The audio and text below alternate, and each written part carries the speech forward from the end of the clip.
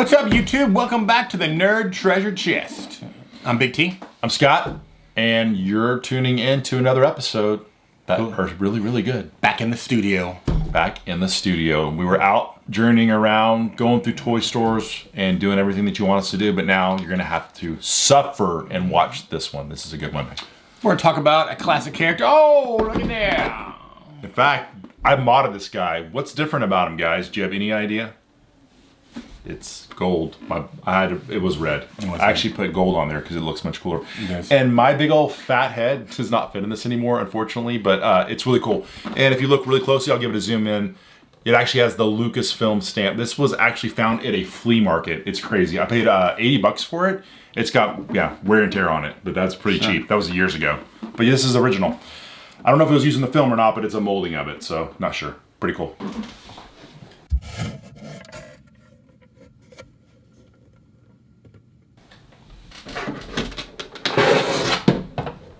Oh, look at there. It's him. One of the Emperor's Royal Guards. Yes, I always love the way this character looked. He kind of reminds me of a red Cylon. Yeah, I can see that. The one eye. These guys were always mysterious, but we didn't see them until Jedi, and they just came out of the shuttle for the Emperor. Yep, Return of the Jedi. And we just knew they were badasses. They were. Yeah, they're part of his elite guard, I guess you could say. He actually had two of them stationed in his bedchambers. These guys were fighters. That's a force pike that he actually has. The staff there we'll show close up here in just a second. But underneath the robe, though, they had a vibro sword, too. They had a blaster of some sort, maybe a big rifle that they concealed underneath there. As Scott said, he kept two in the bedchamber. He had four in the throne room when he visited the Death Star. I think 4 or 5, 4 or 6 come off the shuttle. We'll show you here.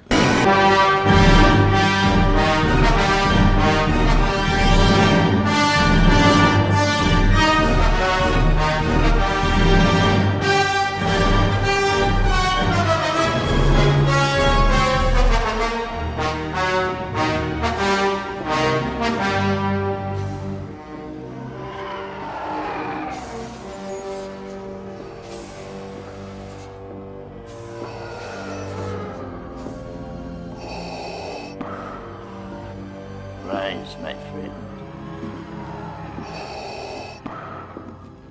Through some of the lore and the canon, I actually was reading that they never disclosed totally how many of these he actually had, and I think he wanted it that way so they would know how many of the badasses he had, just like keep people guessing. Hey, if you like our content, please give us a like and subscribe.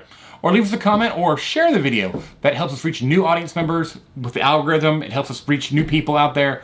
And we really appreciate all your support. Thank you so much.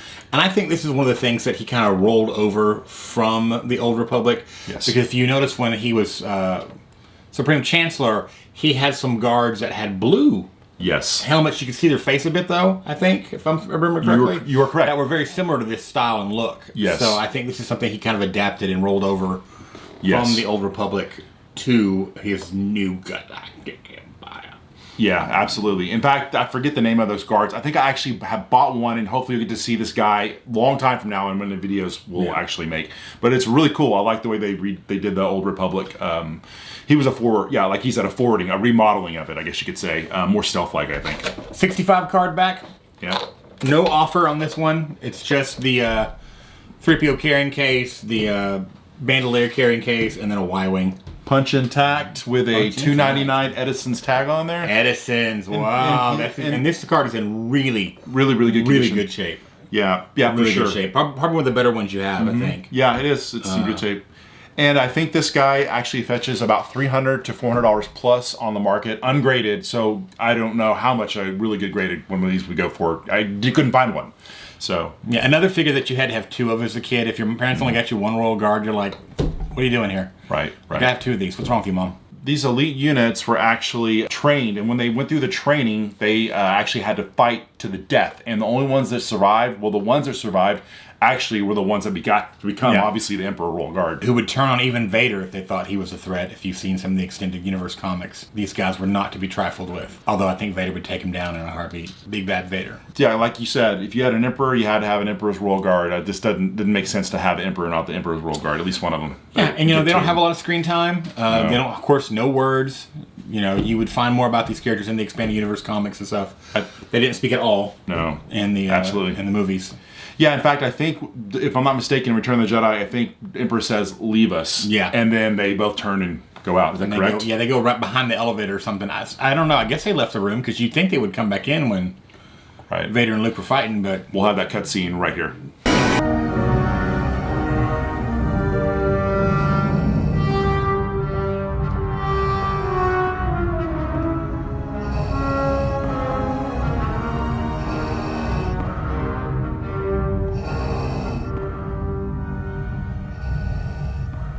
Welcome, young Skywalker. I have been expecting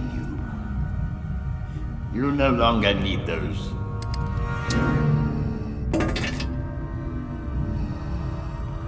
Guards, leave us.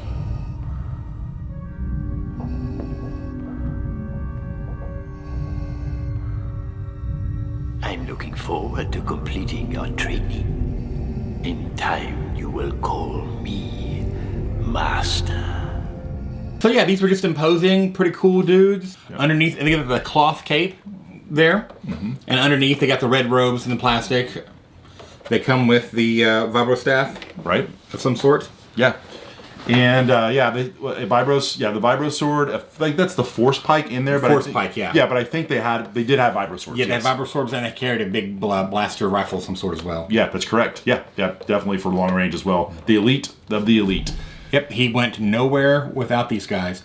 Kind of like the Navy SEALs, right? Yeah, once they were established. Now, of course, Revenge of the Sith, he had Captain Cody and those guys. These came along later. Right. But once these guys came along, he didn't go anywhere without them. Right. Yep, exactly. You're correct. An interesting character, just not a lot to know about them. Like I said, they just appeared. Mm-hmm. They were there. They went away. I assumed a lot of them died on the Death Star. Yeah. Yeah. Maybe they got off and became bounty hunters. That'd be kind of a cool tale to tell. Why don't you do that one, Disney? Yeah, exactly. That's a good one.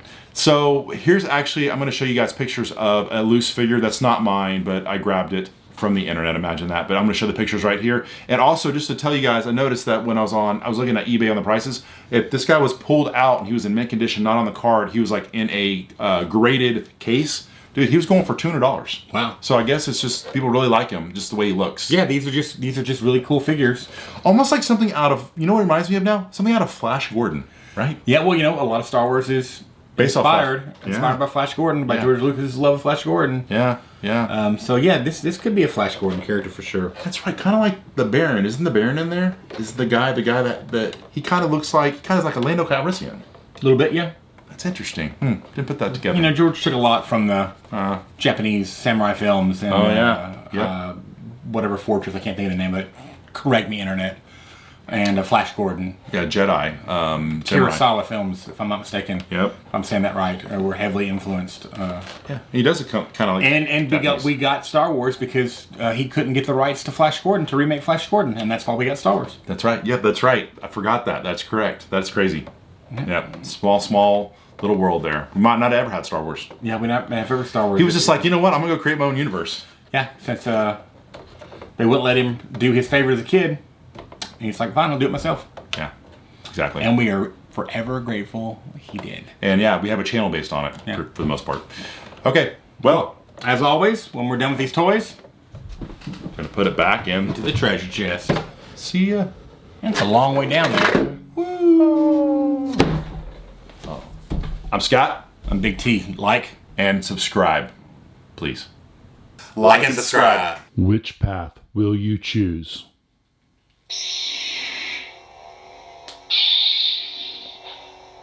The choice is yours.